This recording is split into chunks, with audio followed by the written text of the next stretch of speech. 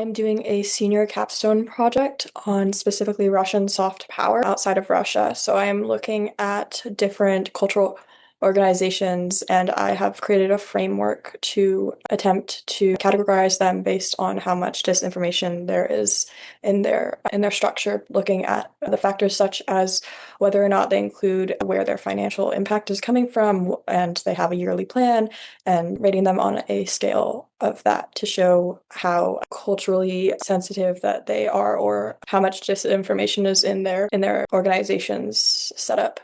And so for that, I am doing interviews with people who would have experience with it, with Russian cultural organizations and organizations such as One World Now, which is an authentic source of connection with Russian organizations. I will try. I don't know if I have all the information that you're looking for, but I can tell you. So I'll do my best to answer the questions that you have. That would be great. Thank you so much. So my first question is, what is your position and how did you start working at One World Now? So my position is the Russia-Eurasia Program Manager, and I started working at One World Now because my background was in Russian business, international business, and then I had my kids, and then there was an organization on Bainbridge that paired American youth and took them to Russia. And so I got involved with them. It was a good program, and it made me realize I like your age of student, but they didn't focus on language. They didn't really think that language was necessary, either from a chaperone standpoint or for kids to learn some. And that's not my mindset. That's not sort of how I look at these things. I mean, my feeling was really that if you're going to take kids anywhere, you need to teach them at least the basic courtesy to meet that culture and be respectful of the culture. So anyway, I had worked for one of the founding board members for One World Now in the late 90s in the Republic of Georgia. And I approached him and said, why don't we start? Because they had Arabic and Korean and Chinese already, but they didn't have a Russian program. So then I proposed with that current executive director in 2015 that we do a Russia study abroad. So initially we started it as I organized the trips to Russia, and we organized and fundraised for it. We created a scholarship for it. And a lot of that came out because I myself, studying Russian, doing study abroads in Russia, and then working with Russia, it really changed my life. And also I was fortunate to meet people in all different walks of life in Russia, from Russia, and also in Korea. We lived in Korea because of my Russian. So I really believe in citizen diplomacy. And no matter where you go, and no matter what language, people are just people. And you have good and bad in every culture, every country. There's every political persuasion. I'm not a real black and white person. I'm pretty moderate. So I feel like nobody has a monopoly on the right answers or the right way to do things. So for me, it kind of came out of that. And so my beliefs kind of aligned with One World Now, is that if you expose kids at a young age to a foreign language and to another culture, anybody learns about themselves as well as their own country, as well as the country that they're going to or studying. So that's kind of how it started. It started in 2015, and then we started the language program, I think, in 2017. That's so interesting. And you must have learned a lot from being there for such a long time. Yeah, I've been super fortunate to study there, lead tours there. In my 20s, I led a couple of more just like cultural exchanges. One was with a group of college students, one was with a group of older adults, and then working all through the 90s in the far east of Russia, actually. Have you noticed any difference in your experience teaching at One World Now in how they respond to different cultural concepts compared to how people outside of the program respond? In terms of, as you were saying, like black and white thinking and stuck in one way, whereas when you teach it, have you been able to get your students to see a more, as you have said, like a moderate view where they can see different sides? It's a good question. I personally I'm a parent myself. So I'm very careful. My personal philosophy is it's not, and this is a hard topic. I don't think it's my job to influence how you guys think. Does that make sense? Yes. I take that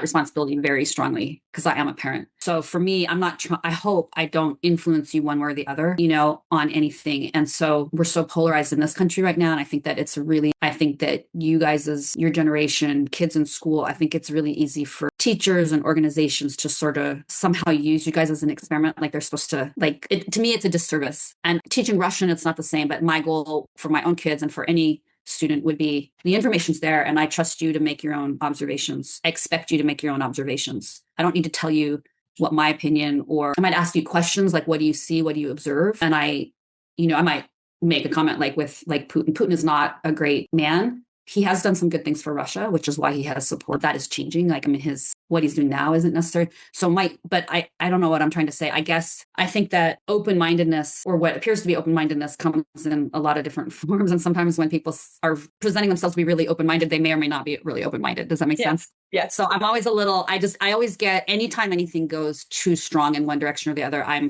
innately suspicious, because anytime anybody feels so strongly about one thing, I'm like, well, what are you afraid of? Because the world is gray.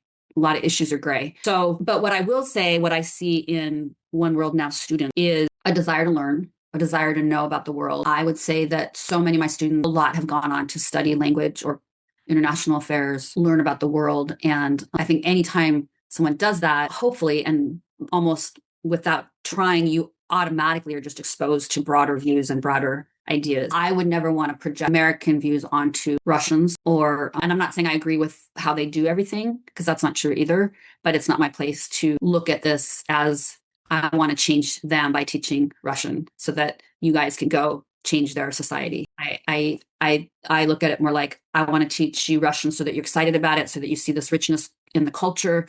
Maybe you learn things in that culture, if you're lucky enough to go, that make you reflect differently about how you show up in your own. Does that make sense? Yes, it does. And I think that's very important. Along with that message, do you think that Russian cultural and language programs should be impacted by the current invasion of Ukraine and the war? And do you think that due to the fact that that is happening, that we should be looking at more organizations here in the US and seeing how the media is using the media is using their presenting of different facts to either influence or just present facts? And do you think that that's important to talk about with cultural organizations like One World Now is? And when you're talking to your students, do you address that? Do I address how our media represents Russia? Yes. That's a very good question. I don't know if I have actually discussed that. Maybe I should discuss how is Russia portrayed in the US. Yeah.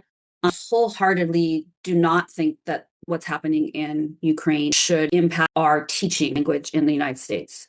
And unfortunately, it is impacting it, because there is like, I have Russian friends who, like, if I hear someone speaking Russian, they'll be like, I'm like, where are you from? And they'll be like, Russia. There's so much shame, but I think it's really short-sighted, because in times of conflict, even more do we need people who understand the language. And because at some point we will come out of this. And it's an interesting dilemma, because actually during the Soviet times, there were a lot more people studying Russian than there are now. So it actually, once the Soviet Union collapsed, there was actually a decline in people wanting to learn Russian. And the way I look at it is, language is just language. It's a tool. And you cannot agree with, it'd be like not wanting to learn English because we don't agree with everything that English speaking countries have done. It's short-sighted. It's a language. It's a tool to communicate. And language is also a tool to understanding the culture, because so much of culture is expressed in the language. And so your question was kind of twofold. I do think that the war in Ukraine is impacting the study of Russian on all levels. StarTalk, it's hard to know what's influencing what, but I think languages in general are suffering. Funding for languages, funding for critical languages, which are considered languages we need because we don't have enough people and they're critical to our national security, they're declining, and funding for those programs is declining. But I absolutely do not think that it should, if anything, we should increase our emphasis on people learning the languages that we're in conflict with people. I completely agree. Are there any other places or organizations that you've worked with in the past besides One World Now that you see impacted by either the decrease in funding or the current social view towards Russia? And as you have said, this air of secrecy that the people who are from Russia are presenting at this point. Do you see that impacting organizations that you have worked with, if you have friends that know about this? Do you see it impacting how they talk? In Russia or in the United States? In the United States. So I do see it impacting an organization that I have volunteered for, and that I have friends who, actually Ariadna, and then her partner is someone that I have the utmost respect for. He was so when I worked with the Russian fishing company, he was the general manager for that company all through the time. He was like the head. And they have an organization called Partnerships in Nature. I don't know if she talked to you about it this summer. Yeah. And they were doing, they still are doing it, but they were doing just really cool stuff with environmental education. That's kind of her passion. And we bring educators or people that work in these botanical gardens to the United States, and then they learn about how we teach environmental education, because that's not a tradition that they've had in Russia or former Soviet They just don't have a history of environmental education. So that program was really kind of getting going and really thriving. And they were bringing these people like from the Far East, like Sakhalin, and because that's where our fishing company, we had offices. So that was a logical place to bring people from like kind of the east coast of Russia. And the war in Ukraine really just decimated that. And another way that impact actually One World Now is I partnered with her at the time that the war hit. She and I did a virtual exchange with kids on Sakhalin Island. And the kids on Sakhalin looked at problems in around Sakhalin Island with marine health, marine life health, ecology, marine problems with the oceans. And then Seattle also looked at problems in Puget Sound. So it was a super cool. And then when the war hit, the kids really wanted to keep doing it. The teachers really wanted to keep doing it. And they had pressure, to shut down. They couldn't still, and it was a pressure from the Russian side not to interact with us. So it was really sad. Back to partnerships with nature, they have kind of expanded now. So they're doing more with Ukraine and other Soviet, like Georgia, former Soviet republics like Georgia, Armenia. But that the war in Ukraine really impacted their organization. I think that's the only one that I really have close connections with. I think there's been more support for Ukrainian organizations. And that's a hard one too, because they're understandably angry and there's a huge need and there's a lot of sympathy for them, but they are also like, a lot of them just hate Russia, right? So again, I understand that there's probably a lot of people that support the war in Ukraine, and there's probably a lot of people that they've lived through, a regime that's repressive. It's tightening up. I saw a change from, from 2012 to 2019, where I was there back and forth a lot. It started getting harder. Like there were things that reminded me of the Soviet times that had really opened up and then started to Close again. And I really noticed it I was there in 2016 with the group and 2014 with the group. And then in 2018, I'm like, whoa, this is like starting to feel more. So I'm sure that any organization specifically that was focused on Russia was impacted greatly. They could not be. And even as simple as like our organization or programs that used to take students to Russia to study, you can't go to Russia. Yeah.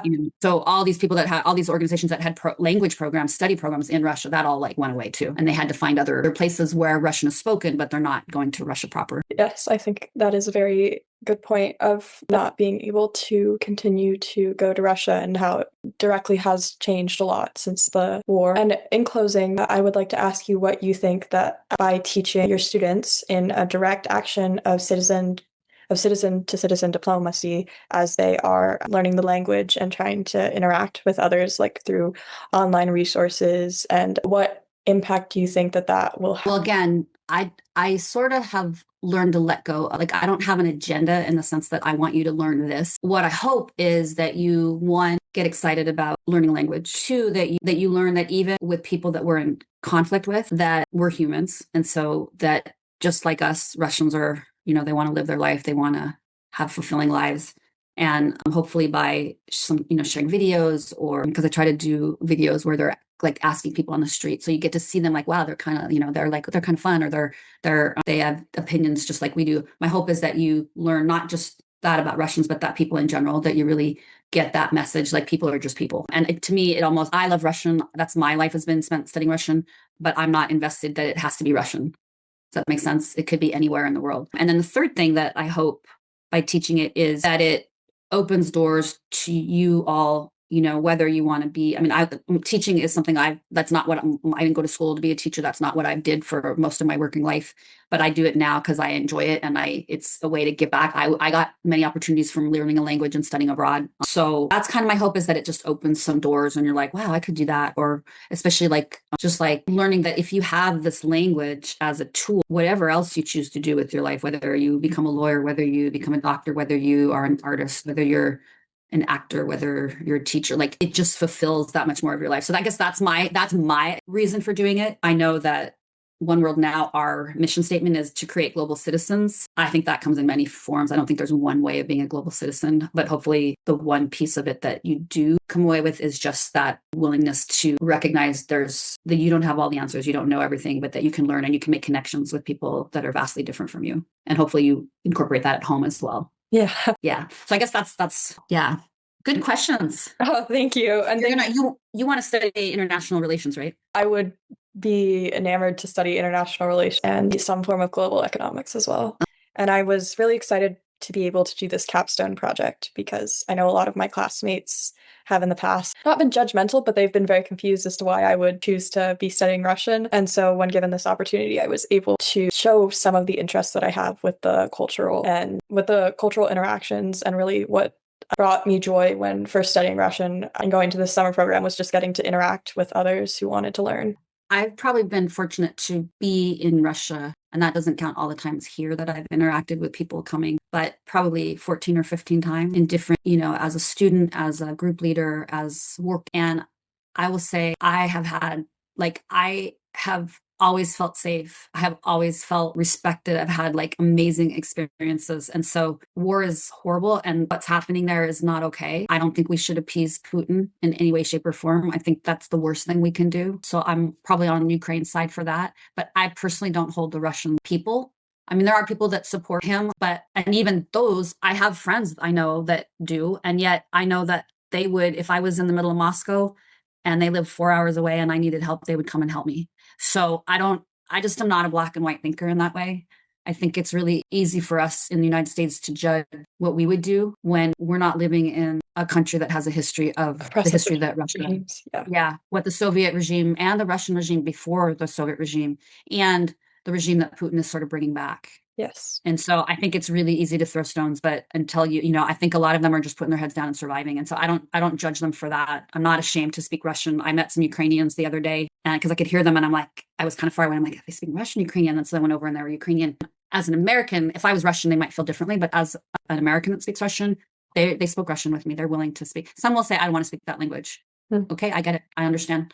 But I would say most of the time they're happy to just speak it because most of them speak Russian and they know that I'm just having an interaction with them. So I don't know, that judgment, that is more of a statement of sort of the immaturity of the people that are making these judgments than it is about you. Good for you that you're still wanting to do it. Yeah. Make you bad for wanting to do it. And I went to Middlebury a couple summers ago for their intensive summer program. I'd always wanted to do it. And that was 2022. So the war really was pretty new. And actually, I think it had just started that year. And they were great. They're like, we're all here. We love the Russian culture. We love the Russian language. That does not mean we condone the actions of the Russian government. It's separate. So anyway, so fun to talk with you. Yeah, I'm glad we were able to do this. Yeah, thank you for asking me. And I hope it's helpful. It's really helpful. Great. Well, good luck to you. So much.